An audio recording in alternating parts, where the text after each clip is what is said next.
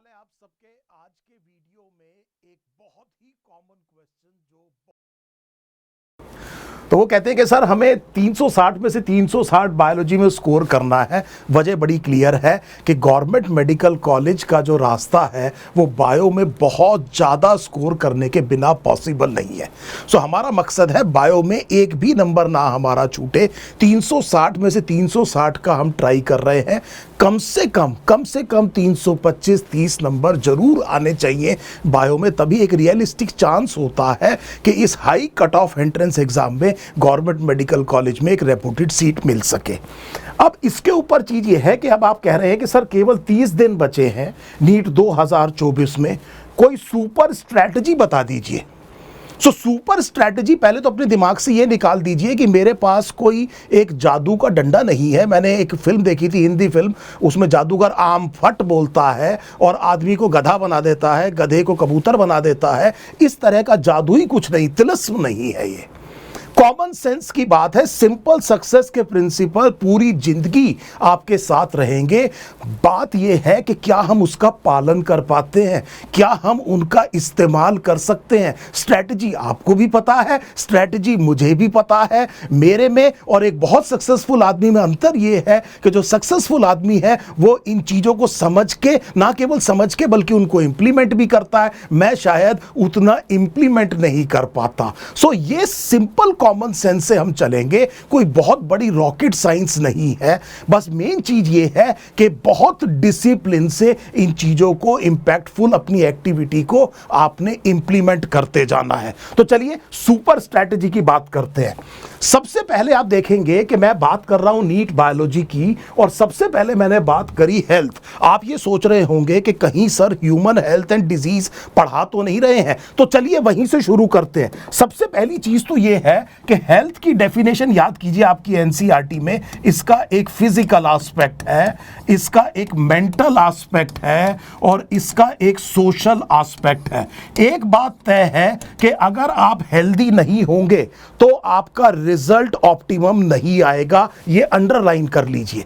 अगर आप बहुत अच्छा रिजल्ट चाहते हैं तो अपने आप को पूरी तरह से हेल्दी रखिए। और क्योंकि आप नीट एस्पिरेंट हैं, आप हेल्थ का मतलब बाकी स्टूडेंट से बेहतर समझते हैं। ये केवल फिजिकल बात नहीं हो रही है, मेंटल भी हो रही है और सोशल भी हो रही है।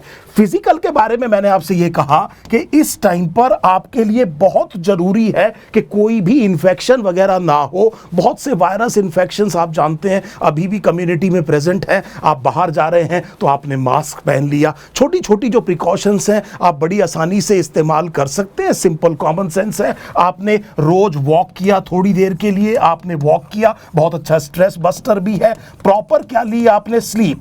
कम से कम 7 घंटे की स्लीप ली। इसके अलावा आपने वाटर इनटेक को बहुत अच्छा रखा, आपने स्पाइसी फूड नहीं खाया। ये वो सिंपल चीजें हैं जिन्हें आप बड़े आसानी से इंप्लीमेंट कर सकते हैं। और आपने बार बार आपसे ये कहा कि अगले 30 दिन के डिसिप्लिन की बात है, 30 दिन मैं इसको फॉलो करूंगा और उसके बाद एक जश्न मनाया जाएगा। लेकिन अभी फिलहाल मुझे 7 घंटे सोना जरूर है, थोड़ी देर घूमना जरूर है नेचर में, और खूब पानी पीना है, कम से कम 2.5 लीटर, और एक अच्छा खाना खाना है। बाहर का खाना नहीं खाना है, और कहीं कोई ऐसा ना हो कि इस टाइम इन्फेक्शन होकर के मेरा टाइम खराब हो जाए। फिर कोई रॉकेट साइंस नहीं है। मेंटल की जब हम बात करेंगे तो हम इसके बारे में एक अलग से वीडियो करेंगे। कोई एंजाइटी, स्ट्रेस, और अगर हो रही है एक्स्ट्रा ऑर्डिनरी एंजाइटी और स्ट्रेस हो रहा है, तब हम ये कह रहे हैं कि उसको कैसे कंट्रोल किया जाए। तो वो टॉपिक यहां पर नहीं, मैं उसके लिए एक सेपरेट आपसे बात करूंगा। ये भी एक बहुत इंपॉर्टेंट इशू है जो आप में से कई लोग चाहते हैं आपके साथ डिस्कस किया जाए। इसी तरह से फिर सोशल एस्पेक्ट है, आपकी एनएलपी स्किल। अगर आपके रिलेशंस अच्छे हैं, आपके घर में आपके रिलेशंस अच्छे हैं, लड़ाई नहीं हो रही है छोटे भाई बहनों से, तो आपका इमोशनल टाइम वेस्टेज नहीं हो रहा होगा। इमोशनल टाइम वेस्टेज में आपने अपने छोटे भाई बहन को थप्पड़ मार दिया और उसके बाद में 2-3 घंटे तक आप उदास हो गए और आप अच्छे से पढ़ नहीं पाए, ये सारी की सारी चीजें समझने की कोशिश करिए। ये कुछ भी ट्रिवियल नहीं है और केवल अगले 30 दिन की बात है। और इसीलिए जो मैं यहां पर मंत्र लिख रहा हूं वो ये है कि डिसिप्लिन, जो भी चीज मेरे और 2024 में बायोलॉजी में 360 में से 360 नंबर आने के बीच में आएगी, उसे मैं फिलहाल दरकिनार कर दूंगा।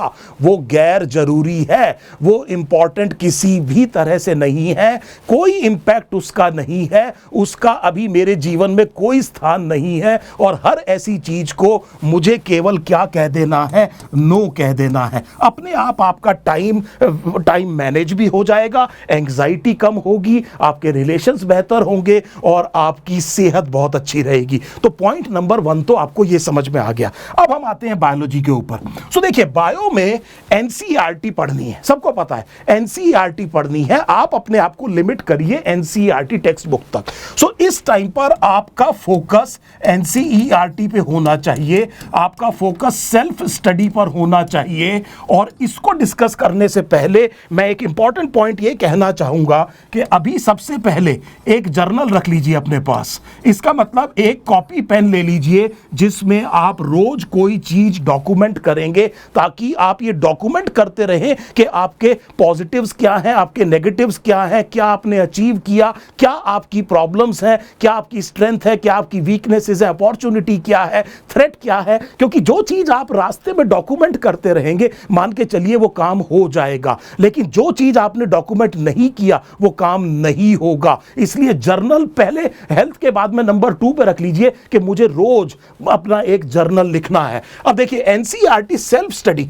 मैं बार बार आपसे कह रहा हूं कि यह चीज बहुत जरूरी है। एग्जाम आपने देना है, आपकी आंखों से एनसीईआरटी निकलनी चाहिए। सारा का सारा पेपर किससे आएगा? एनसीईआरटी से आएगा। तो आपका खुद का पढ़ना बहुत जरूरी है। लेकिन अब 30 दिन रह गए हैं, क्या पढ़ें, कैसे पढ़ें? इसके लिए बहुत इंपॉर्टेंट चीज ये समझिए कि सबसे पहले तो आज 2 घंटे 11वीं की एनसीईआरटी में और 2 घंटे 12वीं की एनसीईआरटी में कुछ एनालिसिस में लगा दीजिए। सो पॉइंट नंबर 1 तो ये है कि कुछ एनालिसिस करते हैं। फॉर एग्जांपल, आप 11th एनसीईआरटी में लेट अस से ह्यूमन फिजियोलॉजी का breathing and exchange of gases, इस चैप्टर को आप खोलते हैं और आप इसको पलटिए और आप ये देखिए कि ये रेस्पिरेटरी ऑर्गन्स तो मुझे आता है, ये मुझे बहुत अच्छी तरह से आता है। मुझे पल्मोनरी वेंटिलेशन भी आता है, कब इनहेलेशन होता है, कब एक्सहेलेशन होता है। मुझे ये भी पता है पार्शियल प्रेशर कितना है, टाइडल वॉल्यूम, ये सब पल्मोनरी वॉल्यूम्स और कैपेसिटीज भी पता है, एक्सचेंज ऑफ गैसेस भी आता है। मेरी प्रॉब्लम ट्रांसपोर्ट ऑफ गैसेस में है और मेरी प्रॉब्लम रेगुलेशन ऑफ रेस्पिरेशन में है। इसका मतलब आपने इस एनालिसिस में एक, जिसे कहते हैं दूध का दूध और पानी का पानी कर दिया। आपने ये कह दिया what is important in the sense कि अभी आपको अच्छे से आता नहीं है, and what is not important. Not important का मतलब ये नहीं है कि ये एंट्रेंस में आएगा नहीं, मैं ये कह रहा हूं कि यहां पर मुझे अभी टाइम नहीं लगाना है क्योंकि ये मुझे आता है और ये मेरा टाइम स्टीलर है, ये चोरी करता है मेरा टाइम। जब भी मैं एनसीईआरटी खोलता हूं, शुरू से इस चैप्टर को पढ़ना शुरू करता हूं और बार बार पल्मोनरी वेंटिलेशन पढ़ता हूं जो मुझे ऑलरेडी आता है, और बार बार बेटे मैं गैस एक्सचेंज पढ़ता हूं जो मुझे ऑलरेडी आता है। और जब मैं पहुंचता हूं ट्रांसपोर्ट ऑफ गैसेस पे जो मुझे नहीं आता प्रॉपरली, तब तक मेरी हिम्मत जवाब दे जाती है और अगले दिन फिर गाड़ी जो है वो पहले स्क्वायर से शुरू हो जाती है। Now what is happening here, this is a very classical case of procrastination. So आपको यह पता चल गया कि यहां पर जो इंपैक्टफुल चीज है उसमें आपका टाइम जाना चाहिए, और वो इंपैक्टफुल चीज है पता करने के लिए ये 2 घंटे लगा दीजिए। जितना माइक्रो एनालिसिस आप कर पाएंगे तो ये 4 घंटे का बाद में आप देखेंगे आपको 40 घंटे, मैं बल्कि ये कहना चाहता हूं 400 घंटे आपके बचेंगे। ये आप याद रखिएगा मेरे इस बात को। तो अगर आपने ये 4 घंटे बहुत क्वालिटी से लगा दिए तो आपको बहुत बड़ा फायदा होने वाला है। इससे आपने बिल्कुल माइक्रो एनालिसिस करके ये निकाल लिया कि वो कौन से सेक्शन है, या और भी अच्छा है वो कौन सा सब सेक्शन है जिसमें मुझे टाइम लगाना है। अदरवाइज मुझे टाइम नहीं लगाना बिल्कुल भी। अपने दिमाग से कहिए कि किसी कीमत पर मैं दोबारा नहीं पढ़ूंगा कि आरबीसी का जो लाइफ स्पैन है वो 120 दिन है, सबसे कॉमन डब्ल्यूबीसी न्यूट्रोफिल है, रेयरेस्ट बेसोफिल है, आता है, ब्लड ग्रुप आता है, समस्या तो आरएच ग्रुप की है। इस तरह से आपने क्या किया, डॉक्यूमेंटेशन किया। पहला पॉइंट तो एनसीईआरटी पढ़ने का तरीका ये लगाइए। अब मैंने जब देखा तो एनसीईआरटी में करीब करीब दोनों एनसीईआरटी में अगर आप देखेंगे तो 250 50 ईच। सो मैं ये मान के चल रहा हूं कि करीब करीब 500 पेजेस हैं, it is actually less than 500। तो जब आप इस तरह से एनालिसिस करेंगे तो आपको एक टिपिकल सिनेरियो में ये पता लगेगा कि 100 पेजेस हो सकता है, अभी भी आपको जरूरत है पढ़ने की, लेकिन 400 पन्ने तो आपको आते हैं। सो मैं एक एवरेज बच्चे की बात कर रहा हूं जिसने एवरेज तैयारी की है, 2 साल पढ़ा है, उसके साथ ये टिपिकल सिनेरियो में एक सिनेरियो क्रिएट हो सकता है। इमीडिएटली मेरे दिमाग से देखिए कितना बड़ा बोझ हटा। पहले तो मुझे ये समझ में आ गया कि ये खेल अब 500 पन्नों का नहीं है, केवल 100 का है।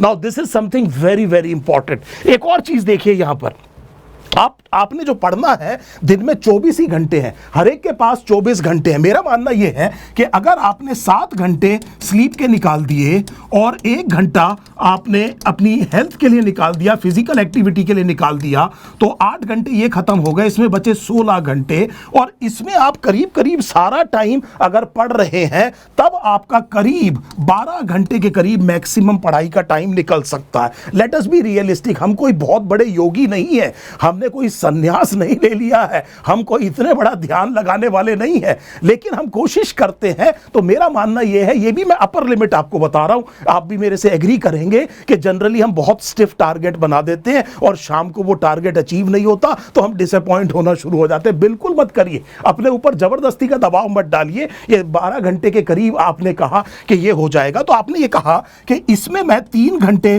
बायोलॉजी को दूंगा, 3 घंटे फिजिक्स को दूंगा, 3 घंटे केमिस्ट्री को दूंगा, एंड लेट अस से कि 3 घंटे के करीब मैं जो है एक टेस्टिंग के लिए रखूंगा। सो इस तरह से आपने टिपिकल सिनेरियो में आपने अपने टाइम को डिस्ट्रीब्यूट कर दिया। फिर मैंने आपसे कहा कि आपको अपने जर्नल में अपनी रिक्वायरमेंट के हिसाब से खुद इस चीज को करना पड़ेगा। मैं एक जनरल गाइडलाइन आपको दे रहा हूं। अब आप ये समझिए कि मान लीजिए आपने 3 घंटे बायोलॉजी को दिए, तो आप 2 घंटे अभी से, आज से ही शुरू कर दीजिए इन 100 पेजेस को पढ़ने में। आपने खुद पढ़ने हैं।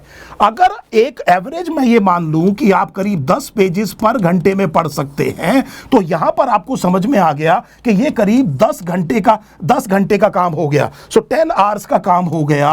और अगर आप 6 पेज पढ़ सकते हैं 1 घंटे में, तो ये करीब करीब 16-17 घंटे का काम हो गया। सो ये 10 से 17 घंटे के बीच का कोई काम हो गया। हमारी अलग अलग पढ़ने की स्पीड हो सकती है। तो हमें यह पता चल गया कि अगले 5 से 8 दिन में अगर मैंने ये काम कर दिया तो ये वाली प्रॉब्लम दूर हो जाएगी। अगर ये काम कर दिया तो सबसे पहले जर्नल में जाइए और जर्नल में आपने जितने भी घंटे कैलकुलेट किए हैं, इस तरह की एक एंट्री करिए और ऊपर डेट और टाइम लिखिए, डेट और टाइम दोनों लिखिए, और लिखिए क्या पढ़ेंगे, इन 100 पन्नों में से कौन से पन्ने आप पढ़ेंगे, और इसके नीचे कॉलम बना दीजिए कंप्लायंस हुआ कि नहीं हुआ। शुरू में काफी बोरियत का काम लगेगा, आपको लगेगा अरे यार इसका क्या फायदा है, कर तो मैं लूंगा, जर्नल लिखने की क्या जरूरत है, पर लिखिए। एक तो ये काम हो जाएगा और दूसरा एक सेंस ऑफ अकम्प्लिशमेंट होगी, आपको लगेगा हाँ मैंने कुछ अचीव किया है। और इस तरह से काम को खत्म किया जाता है। सो काम को खत्म करिए। बाकी जो 400 पन्ने हैं हाथ मत लगाना। Good enough is good enough. बिल्कुल भी मतलब कोशिश मत करना परफेक्शनिज्म की। Perfectionism is a wastage of time. जो भी बच्चे मेरे से ये कहते हैं कि सर सिलेबस खत्म नहीं हो रहा, टेस्ट देने में डर लगता है, ऐसा लगता है एक बार और पढ़ लें, वो परफेक्शनिस्ट ट्रैप में ना फंसे हुए हो।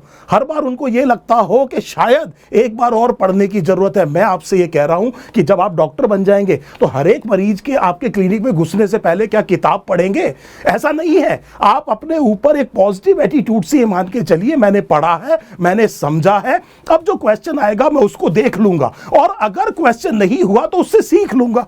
सो this should be your approach. Good enough is good enough. I hope you are understanding the point that I am talking about. इस तरह से आपने अपनी एनसीईआरटी को एक बार खुद पढ़ना है। इस एनसीईआरटी को पढ़ते हुए इसमें से केवल कुछ पॉइंट्स ऐसे होंगे जो आपके जर्नल में पहुंचेंगे। इन पॉइंट्स की एंट्री होगी, और ये पॉइंट बहुत ज्यादा क्वालिटी कंट्रोल चेक से होके घुसेंगे। इसका मतलब क्या है? मैंने देखा है लोगों को कबाड़ियों की तरह काम करते हैं। सो ये भी इकट्ठा कर लिया, ये पीडीएफ भी इकट्ठा कर लिया, वो किताब भी ले आए, ये किताब भी ले आए, इकट्ठी कर ली बेटे 20 किताबें और खुली एक भी नहीं। और इसके भी नोट्स ले ले, उसके भी नोट्स ले ले। बेटे ऐसा काम चलता नहीं। आपको अपने खुद के बहुत इंपॉर्टेंट पॉइंट्स को जर्नल में डालना है। आपने एक पॉइंट सोचा कि इसके नोट्स बनाऊं कि नहीं बनाऊं, आपका मन करेगा बना ले, कुछ छूट तो ना जाए। मैं आपसे ये कह रहा हूं, अपने आप से क्वेश्चन ये पूछिए, क्या जरूरी है ये पॉइंट लिखना? अगर जरा सा भी आंसर आ रहा है नहीं यार ये आ जाएगा, बाद में सोच लेंगे, उसे मत लिखिए अपने जर्नल में, क्योंकि इस जर्नल में केवल वो चुनिंदा पॉइंट जाएंगे जो आपने हर तरह की कसौटी से आपने जिसको जांच लिया है, ताकि एग्जाम से जस्ट पहले 2-3 दिन केवल ये जर्नल खुले और पूरी किताब खोल करके एक बहुत बड़ा टेक्स्ट मैटर पढ़ने की जरूरत ना पड़े। सो ये वो तरीका है जो मैं आपको बता रहा हूं कि एनसीईआरटी कैसे पढ़नी चाहिए। फिर मैं आपसे कह रहा हूं कि आपका एक स्ट्रैटेजी अलग हो सकती है, और इसीलिए मैं इस वीडियो की मदद से एक डिस्कशन जो शुरू करना चाह रहा हूं, ताकि आप जो है अपने कमेंट्स जरूर इस पर डालिए, ताकि जो भी सूटेबल चीज है उसको एड्रेस किया जा सके। अगली चीज समझिए, क्लासेस। क्लासेस के बारे में सोचिए ये कि ये क्लासेस 2 मोड में हो सकती हैं। एक ऑफलाइन क्लासेस हो सकती हैं, एक ऑनलाइन क्लासेस हो सकती हैं। मेरा जो बेसिक जो पर्पस रहेगा वो ऑनलाइन क्लासेस का रहेगा।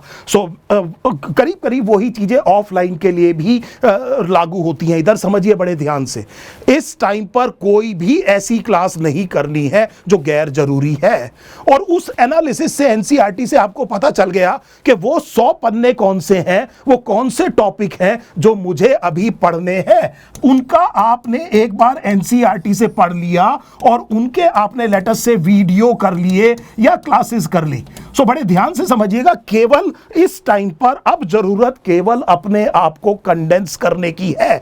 जैसे लेंस सारे के सारे सूरज की किरणों से एक उसको जला देता है कागज को, यही काम अब हमें करना है। इस टाइम पर डाइवर्जेंट नहीं, एक कन्वर्जेंट चीज होनी चाहिए। और हम इस कन्वर्जेंस के लिए कह रहे हैं कि मुझे ये टॉपिक पता है, इन्हीं टॉपिक के मैंने क्या देखे, वीडियोस देखे। आप अपनी मर्जी से वीडियो देख करके एनसीईआरटी पढ़ सकते हैं, ये आपकी मर्जी है, या फिर एनसीईआरटी पढ़ करके आप क्या देख सकते हैं, वीडियो। लेकिन this has to be highly selective होना चाहिए।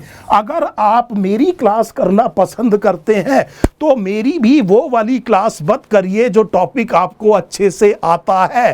किसी भी गैर जरूरी चीज को आपने नो बोलना है। इसीलिए मैं बार बार जो शब्द इस्तेमाल कर रहा हूं वो डिसिप्लिन की बात कर रहा हूं, और डिसिप्लिन के बाद में इंप्लीमेंटेशन की बात कर रहा हूं। और इसीलिए मैंने बहुत सोच समझ के 2 घंटे एनसीईआरटी पढ़ने के लिए आपको बोला है, और इन्हीं टॉपिक्स में अगर जरूरत पड़े तो 1 घंटा आप इसके रेलेवेंट वीडियोस देख सकते हैं। और इन वीडियोस के लिए भी आपको 15 वीडियो देखने की जरूरत नहीं है। जिससे भी आप पढ़ रहे हैं वो टीचर बहुत अच्छा है, जो भी आपको पसंद है वो बेस्ट है इस दुनिया में। आपको अपना 100% देना है। So do not try to get distracted. Huge information is available. अपने आप को इस टाइम पर कंडेंस करने की जरूरत है। एनसीईआरटी बहुत बड़ी, बहुत ऊंची किताब इसलिए नहीं है कि जो टीचर्स आपको पढ़ा रहे हैं सबको करीब करीब सब कुछ आता है और सब अच्छा पढ़ाते हैं। मकसद यह है कि जिसका पढ़ाया आपको समझ में आ रहा है वो आपके लिए अच्छा है, आप फॉलो करिए। और प्लीज ये 1 शॉट और ये वाले काम मैं तो आपको अलाउ नहीं करूंगा। मैं नहीं कहूंगा कि 1 शॉट केवल उस चैप्टर का करिए। अगर कोई मान लीजिए 1 शॉट है, और 1 शॉट अगर मान लीजिए कोई चैप्टर ऐसा है जिसे आपको लगता है कि मुझे करना जरूरी है, इसमें वर्थ है, वाकई में मेरे को पूरे चैप्टर में जरूरत है पढ़ने की, only those 5 star chapters have to be done like this. Otherwise be very selective. या तो ये पता करिए कि कितने मिनट से कितने मिनट तक आपके काम की चीज है, या फिर आपको कोई कॉन्सेप्ट वीडियो मिल जाए। और इसी वजह से मैं ये अंतिम प्रहार वाले वीडियोस आपके साथ कर रहा हूं, जिसमें हर एक टॉपिक के कुछ सेलेक्टेड वीडियोस ही डाल रहा हूं, जो कुछ इंपॉर्टेंट कंसेप्ट्स हैं जो आप लोग मुझसे कह रहे हैं कि सर यहां पर दिक्कत आती है। So this is something very important. I hope you are understanding this very clearly कि यहां पर फिर अपने आप को समेटने की जरूरत है, नहीं तो एंजाइटी क्रिएट होगी। तीसरा पॉइंट देखिए बेटे, तीसरा पॉइंट जो सबसे इंपॉर्टेंट है फिर वो है टेस्टिंग। टेस्टिंग में अब मेन चीज ये आती है कि सबसे पहले तो लोग पूछते हैं कि सर कितने टेस्ट दें। तो मैं ये कह रहा हूं कि इसका आंसर डिपेंड करता है कि आपकी तैयारी कैसी है। सो एक हाइपोथेटिकल स्टूडेंट की बात सोचते हैं, उन्होंने एक इंस्टीट्यूट ज्वाइन किया हुआ है, वहां की टेस्ट सीरीज में हर बार 650 से ऊपर नंबर आते हैं, उनका सिलेबस कंप्लीट हो चुका है, अगर वो रोज भी टेस्ट देते हैं, I do not have a problem. इसका कोई भी फिक्स आंसर नहीं है। सो मुझे फर्क नहीं पड़ता अगर ये जना रोज टेस्ट दे रहा है, उसने पूरी तैयारी कर रखी है, वो अपने आप को इवैल्यूएट कर रहा है, अगर वो रोज भी टेस्ट दे रहा है तो इसकी स्ट्रैटेजी बहुत ठीक है, लेकिन उसके लिए ठीक नहीं है जिसने अभी बहुत कुछ पढ़ना है। पहले उसे पढ़ना है, उसके बाद टेस्ट देना है। टेस्ट का मतलब ये होता है ये जांचना कि आपको आता कितना है। बिना आए अगर आपने टेस्ट दिया तो आप रेसिपी फॉर फेलियर तैयार कर रहे हैं और उससे एंजाइटी ब्रीड होगी। सो बिना तैयारी के टेस्ट देना भी एक गलत स्ट्रैटेजी हो सकती है। उम्मीद है आप समझ रहे होंगे। लेकिन फिर भी बच्चे कहते हैं कि सर कम से कम कितने टेस्ट दे देने चाहिए, कुछ तो बताइए।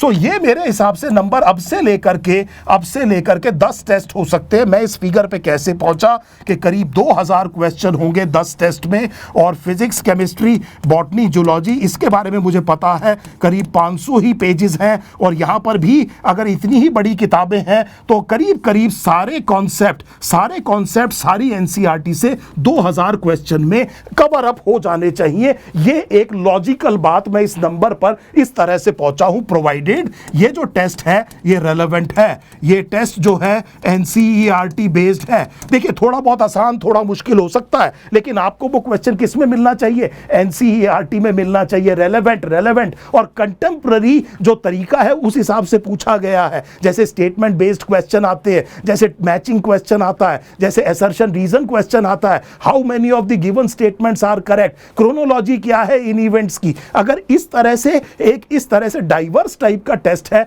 लिमिटेड है एनसीईआरटी का, तो करीब 2000 क्वेश्चन अगर आप करेंगे तो कोई भी वजह ऐसी नहीं है कि सारे के सारे कॉन्सेप्ट्स इसमें ना आ जाएं। और ये काम आपने अभी पढ़ने के टाइम पर भी, जब मैंने आपसे कहा कि आप बायोलॉजी में वो 100 क्वेश्चन पढ़ रहे हैं, तब भी आप टेस्ट देते रहेंगे। घबराना नहीं है बेटे, टेस्ट से घबराना नहीं है। उन 100 पन्नों वाले सिलेबस से अगर कुछ गलत हो रहा है तो वो आपको एक फीडबैक मिल रहा है। दूसरी चीज ये समझिए कि अब एक और बात ये समझिए कि ये टेस्ट ऑफलाइन देने हैं कि ऑनलाइन देने हैं।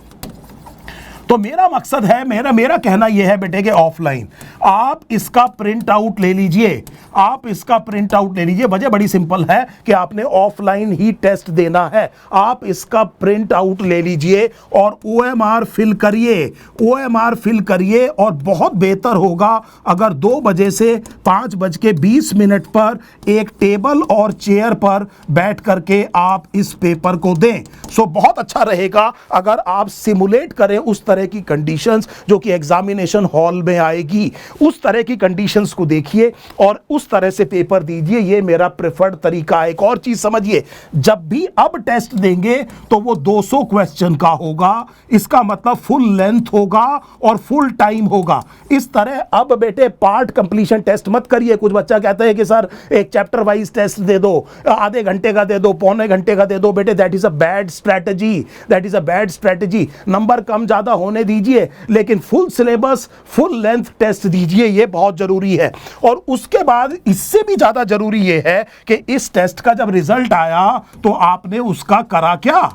उसके एनालिसिस में थोड़ा सा टाइम निकालिए और यहां से वो जो आपके मोती हैं, जो पर्ल्स हैं, जो आपकी गलतियां हैं, जो अभी भी आपसे हो रही हैं, उनको आप जर्नल में एनोटेट करिए।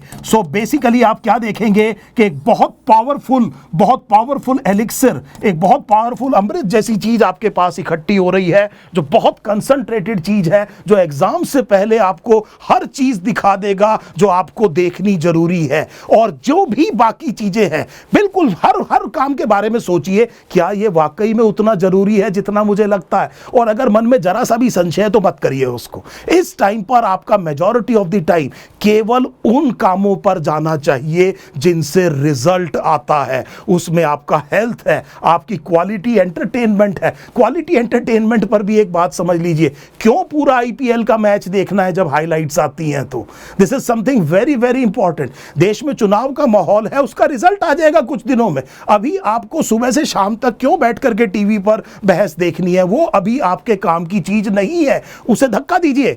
इस टाइम पर वो जरूरी नहीं है, इस टाइम पर जरूरी आपकी हेल्थ है, आपका जो टाइम है वो क्वालिटी टीचिंग में क्वालिटी स्टडी में जाना चाहिए। जितना आप सेल्फ स्टडी करेंगे उतना एम्पावर होंगे। और इस पर एक बहुत बढ़िया आइसिंग ऑन द केक हो सकता है अगर आपका एक ग्रुप है, और अगर ये ग्रुप आपका एक दूसरे की मदद करता है, आप एक दूसरे से डिस्कशन करते हैं और वहां बैठ करके बेटे गप्पे नहीं मारते, एक चीजों को आप डिस्कस करते हैं, एक दूसरे का हैंड होल्ड आपने किया हुआ है, कोई कुछ पढ़ा रहा है कोई कुछ पढ़ा रहा है। जितना भी डाइवर्स होगा इकोसिस्टम उतना ज्यादा स्टेबल होगा। और यहां पर अगर आपका कोई मेंटर है तो मैंने आपसे कहा कि ये आइसिंग ऑन द केक है, जो जब भी थोड़ी भी शंका हो रही है आपका हैंड होल्ड करके आपको ये बताए कि नहीं ये शंका गलत है, छोड़ दो, ये चीज जो है काल्पनिक है, ये रियलिटी नहीं है। इस टाइम पर रियलिटी और नॉन रियलिटी को, फिक्शन को अलग करना बहुत जरूरी है ताकि एंजाइटी ब्रीड ना हो। एक और चीज याद रखिएगा बेटे, एक और चीज याद रखिएगा, ये जो एटीट्यूड मैंने अभी आपको बात किया, एक जनरल पॉजिटिव एटीट्यूड रखिए, एक फ्लेक्सिबिलिटी रखिए, एक ऑप्टिमिज्म रखिए, अपने से बार बार कहिए मैंने तैयारी की है, मेरा सिलेक्शन हो जाएगा। और एक और बात कहूंगा, फेट को आपको स्वीकार करना चाहिए, आप अपना बेस्ट एफर्ट दीजिए, उसके बाद आज से ही छोड़ दीजिए रिजल्ट के बारे में सोचना। अगर आपने एफर्ट दिया तो रिजल्ट आएगा ही आएगा, एफर्ट नहीं दिया तो रिजल्ट नहीं आएगा, सिंपल सी बात यह है। सो फिर मैंने आपसे कहा कि कोई रॉकेट साइंस नहीं है, तो मेरा जो सारा का सारा ध्यान है वो मेरे एफर्ट में होना चाहिए। ये समय जो है मेरे हाथ में, ये मेरी कीमत है, यही मेरे को इसको इस्तेमाल करना है। उम्मीद है इस वीडियो से आपको कुछ फायदा जरूर हुआ होगा। Let us start a discussion. जो भी आपकी प्रॉब्लम आपको यूनिक लगती है, जो यहां से अभी आपको लग रहा है कि या तो जो मैंने कहा है वो ठीक नहीं है या आपके ऊपर एप्लीकेबल नहीं है, बिल्कुल हो सकता है, और आप वो चीज इस वीडियो के कमेंट में मेरे तक पहुंचाइए। So keep working hard and we are there. मैं भी आपके साथ हूं बेटे इस जर्नी में 5 मई 2024 तक और उसके बाद भी। Thank you so much.